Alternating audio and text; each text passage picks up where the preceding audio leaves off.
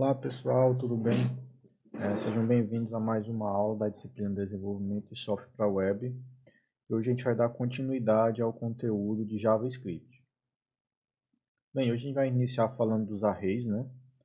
Você pode declarar um array em JavaScript como você declararia qualquer outra variável, né? Você vai usar a palavra reservada var, né? Var, nome da variável, igual a, tem que abrir os colchetes, né?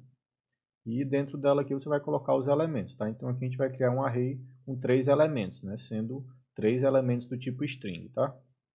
Vamos testar isso aqui no nosso código, né? Vou fechar esse da calculadora que a gente estava usando e vou fazer outro aqui, tá? Fechar tudo aqui para os nossos exemplos. Criar outro aqui chamado de arrays, né?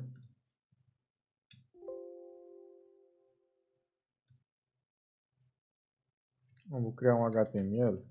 A gente executa o JavaScript dentro dele, tá? Vou abrir com o Visual Studio, VS Code. Então aqui vamos criar aquela estrutura básica, né, do HTML. E aqui vamos criar a nossa tag script, tá? Dentro do body aqui para exemplos. Então dentro aqui do script a gente vai declarar uma variável, né? Meu array. Ele vai receber elemento 1, todos do tipo string, tá? Elemento 2, elemento 3.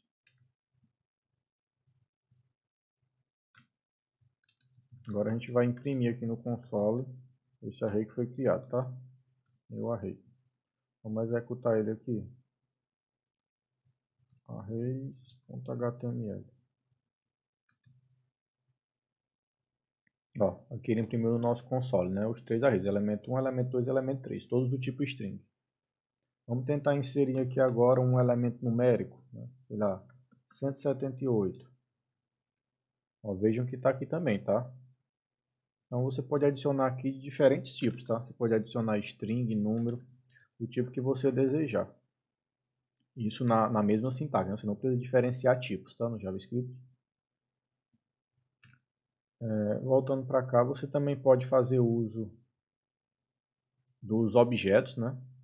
São os artefatos aí muito utilizados no JavaScript, onde você pode definir uma estrutura de dados, né? Por exemplo, eu vou criar a variável pessoa e dentro dessa variável pessoa eu vou ter um atributo chamado first name, né? Primeiro nome, o outro last name, vou ter a idade dele e vou ter a cor dos olhos, né? Então eu tenho 4 atributos dentro desse meu objeto chamado pessoa, né? Aqui no JavaScript. Percebam que no array a gente utiliza colchetes e para objetos a gente está utilizando as chaves, tá? Então atenção a isso. E depois a gente imprime aqui no console, tá? Vamos fazer esse exemplozinho aqui também. Então agora, ao invés do array eu vou criar uma pessoa, né? Essa pessoa, quais são os atributos? Ela tem um primeiro nome. Reparem que a gente não está utilizando igualdade, tá? É 2 pontos mesmo, tá? Então o primeiro nome vai ser Siddhartha. Aí, último nome, Carvalho. Vou botar aqui também a idade, né? Agora é do tipo numérico, tá? E cor do olho vai ser do tipo string, marrom. Tá? E agora vamos imprimir isso aqui, tá? Console.log pessoa, né? Vamos executar isso aqui agora para ver. Ó, reparem que foi criado aqui um objeto, né? Aqui ele distingue que é um tipo array, o primeiro, e aqui é um tipo objeto, tá? Onde você tem essas características aqui, tá? Isso é muito útil, pessoal, quando você vai trabalhar com JSON, porque você consegue fazer a conversão bem rápida de objetos para JSON e envia pela rede, e quando recebe da rede faz a conversão novamente de JSON para objeto. Então, é muito útil, tá? Nesse sentido. E também é uma forma bastante elegante de você estruturar o seu código, né? Você consegue criar objetos e representar estruturas né, do mundo real, por exemplo, utilizando JavaScript. E como é que você declara variáveis, né? A gente já viu, elas são declaradas com a palavra-chave var, né? Ou seja, var a vai criar a variável indefinida, né? Ela vai ser do tipo indefinido, que eu não atribuo nenhum valor a ela. E quando eu coloco var name, né, igual a uma string, vai ser uma variável do tipo string, tá? Como eu disse, se você declarar uma variável sem atribuir nenhum valor para ela, ela vai ser do tipo undefined. E se você esquecer a palavra var, né, ela vai se tornar uma variável global, tá? Então, tentem nunca fazer isso, porque você pode acabar sobrescrevendo outras variáveis, né? Às vezes algumas de sistema, isso pode trazer uma dor de cabeça terrível na depuração do código. Então, var mensagem, né? Olá mundo, console.log imprime a variável mensagem. Ok, vamos ver aqui quanto tempo está, se dá tempo. Você também tem a conversão de tipos, tá, pessoal, no JavaScript, onde você define var texto inteiro, né? Você está definindo que é do tipo string e contém o valor 10, né? O caractere 1 e o caractere 0. E se você quiser criar outra variável do tipo número, né? É só você colocar o parseInt, né? Ou parseFloat, e você vai converter essa string para um tipo numérico aqui no JavaScript, tá? Mesma coisa aqui, o texto float, né? Define uma variável de ponto flutuante, né? A gente utiliza aqui o ponto, né? E não a vírgula, como é feito no sistema numérico brasileiro. Então, utilize sempre o ponto para separar as casas decimais. E mesma coisa, em vez de parseInt, você chama o parseFloat, passa o texto em string e ele retorna o numeral que representa aquela string. Né? Outro exemplo, var, né? MillNumber recebe 1000, var MillNumber string, né? Você chama o MillNumber.toFixed, né? Ou seja, você recebe o retorno da função e passa como parâmetro 2, tá? Vamos testar isso aqui.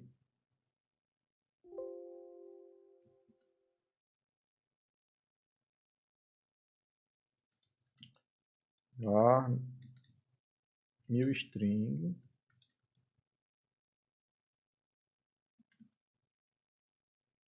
Antes tem que definir aqui a variável, né? Var MillString vai receber 1000 em string. E aqui a gente vai chamar o MillString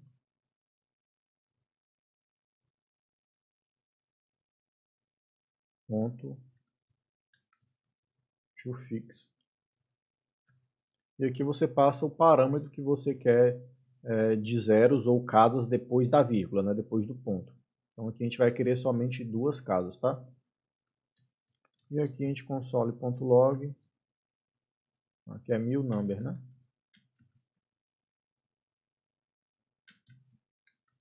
MillNumber aqui, que é o que a gente está chamando o método dentro. E aqui eu vou imprimir o MillString. Vamos ver o que é que sai. ToFix is not a function. É porque aqui eu coloquei como string, né? Então tem que ser como um número, tá? Tem que ser do tipo numeral. Né? E ele adicionou aqui duas casas depois da vírgula. Então se você colocar aqui 5, né? Ele vai adicionar 5 casas aí depois da vírgula. E se eu colocar um número aqui com um bocado de casa decimal, mas eu só quero as duas mais importantes, né? Então vejam que ele concatenou aqui, tá? Então ele arredondou, né? Ou seja, aqui tem várias casas depois do ponto. Então, se eu só quero duas, ele não vai simplesmente pegar essas duas últimas, ele vai arredondar o valor. Então, 5, 6, né, está mais próximo de 6 do que de 5. Então, ele vai pegar o ponto 86. Tá? Então, ele faz esse arredondamento aí quando você está trabalhando com esses números. Aí você também tem os operadores, né? Os operadores numéricos que são de adição, né, subtração, multiplicação, divisão e o operador de resto, né, resto da divisão. E você também tem a atribuição encurtada, né? Você pode utilizar a igualdade para atribuição, né? O mais igual, né, que vai ser igual a x mais igual a 1, né? Aí isso aqui é igual a x mais 1, não é isso? Então, essa aqui é a forma encurtada de você escrever, né? E o mesmo se aplica aos outros operadores, tá? Você também pode fazer isso para soma, para subtração, multiplicação, né? A divisão e para o resto da divisão. Então, se você tem isso aqui, x, resto, y, resto igual, né? Resto igual, deixa eu apagar aqui. X, resto, igual y. Isso aqui vai ser igual a x, que vai receber x, resto da divisão de y, tá? Então ele vai receber o resto da divisão aqui de x por y. Tá? Você também tem os operadores de incremento e decremento, né? Onde você tem o número, né? Mais, você tem o pós-fixado e o pré-fixado, né? Tanto para adição como para subtração. E se você utilizar o operador como pré-fixado, né? Ou seja, mais x, ele vai retornar o valor do seu operando após a adição, né? Se usado como operador pós-fixado, ele vai retornar o valor de seu operando antes da adição. Né? O que é que isso representa de forma prática, né? Então, se x é 3, então mais x vai definir x como 4, e então depois é que ele vai retornar o x, né? Que vai retornar o valor 4. Enquanto se você colocar x mais, ele vai retornar 3, e somente então ele vai definir x como 4, tá? Então, aqui ele primeiro faz a operação e depois retorna, aqui ele primeiro retorna e depois faz a operação, tá? Você também pode fazer a concatenação de strings de forma facilitada, né? Por exemplo, você pode só utilizar o operador de adição para você concatenar strings. Então, hello mais word vai retornar hello word, né? Reparem que aqui o word tem um espaço em branco aqui logo depois das aspas, tá? Então, ele não insere esse espaço de forma automática, ele simplesmente concatena as duas strings. Se você deixar hello aqui sem espaços e o word também sem espaço, ele vai juntar tudo numa palavra só, hello word tudo junto, tá? Então, tem que ter cuidado também com isso. Você também tem a coerção de tipos, né? Como a gente viu nos exemplos anteriores, que se você lembra que as operações elas são feitas da esquerda para a direita, né? Então, primeiro ele vai olhar o 3. Ah, o 3 é um elemento do tipo string. Aí tem um operador, então eu tenho um numeral. Ele vai converter esse numeral também para o tipo string para poder fazer a concatenação. Então, ele vai retornar 3, 4, né? Do tipo string, e depois ele vai aplicar de novo essa operação aqui com o 5, né? Vai ficar 3, 4, 5 do tipo string. Já se você fizer dessa forma aqui, né, novamente da esquerda para a direita, ele vai pegar o primeiro elemento, vai ver que tem um operador, e vai ver que o outro elemento também é do tipo número. Então ele vai somar isso aqui, né? 4, 5, 6, 7. E depois ele vai aplicar novamente o operador mais, né? Só que agora ele vai encontrar uma string, então ele vai retornar 75, porque ele vai converter o numeral aqui para o tipo string para poder fazer a concatenação, já que fazer a soma de um número com um string não é possível, né? Então ele faz o que é possível, que é essa concatenação com strings. E se você adicionar um string vazio a alguma coisa, né? Ele vai converter tudo para string, tá? Então, bastante cuidado com isso também. E para números e strings, né, você também tem os operadores menor, maior, né? Menor ou igual e maior ou igual. Você também tem os operadores de igualdade, tá? Que é o mais e o diferente, né? Ou seja, igual a e diferente de. E ele faz a conversão de tipo se for necessário, né? Então, se você comparar dog igual a dog, ou seja, ele está comparando uma string com outra string, ok, são iguais, né? Se você comparar um número com um atributo booleano, por exemplo, ele também vai retornar true, porque a igualdade, o igual a, né, com somente dois símbolos, ele não faz a comparação de tipos, tá? Ele só compara o valor. E para o JavaScript, o 1 é igual ao true, o 0 é igual ao false, tá? E por aí vai. Então tem que tomar bastante cuidado com isso. Se você quiser fazer a verificação de valores e de tipos, aí você usa o operador identidade, né? Que é com 3 igualdades seguidas, tá? Aí esse operador aqui, ele compara tanto o valor como o tipo do objeto. Você também tem o identidade, né, para igualdade e o identidade para coisas diferentes, né? Então ele vai comparar o valor e o tipo do objeto. Ele não faz conversão de tipos, tá? Se você utilizar o operador identidade.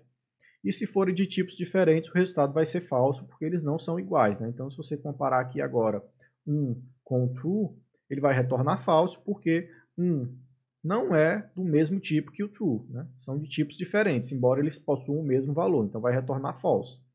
Vai retornar falso. E se você comparar true com o true, né? São do mesmo tipo e o mesmo valor, então o retorno vai ser verdadeiro também, tá?